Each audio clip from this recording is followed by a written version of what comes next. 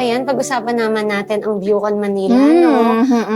What inspired you naman, together with your husband and best friend, na ilabas nga itong Bucon Manila? Ano yung naging inspirasyon niyo dito? Actually, ano lang Sa to, event na to. very random yung nangyari. Parang chinat ko lang yung best friend ko, kasi malapit lang siya nakatira sa amin. Sabi ko, kain nga tayo sa Lugawan. As in, sa gano'n na lang.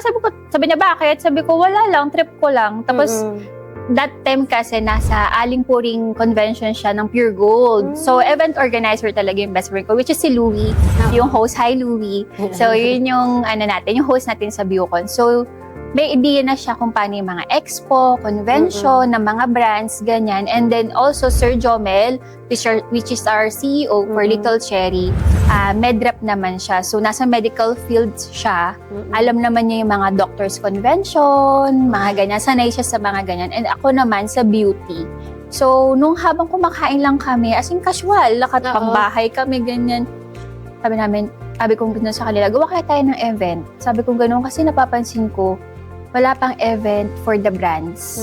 Nung mga, 2021?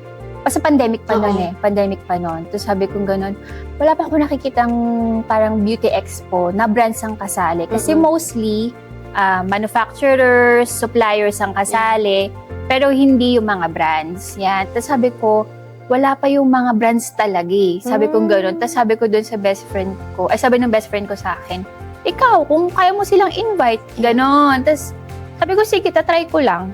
Tapos bibigay ko lang yung kung ano yung idea ko.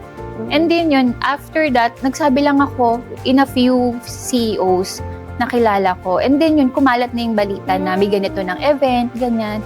So yun na, puno na agad yung first event namin. Oo.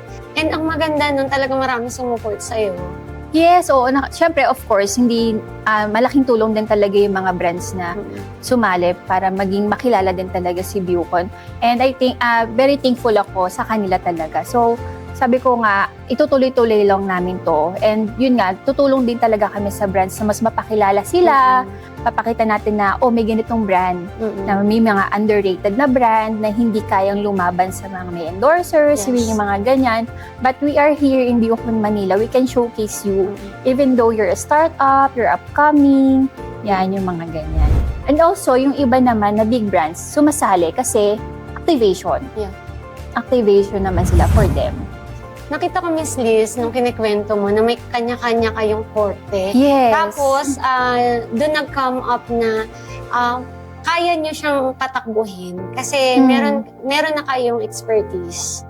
Yes, actually, hindi namin siya tinitake as expertise eh. Talagang hilig lang namin. And then, yung knowledge namin nandoon talaga. Kasi hindi naman kami yung mga talagang big-time organizers na makikilala all over the Philippines, diba? Pero, we have the passion. Siguro, ang ano lang doon, Miss Joycey, masaya lang kami.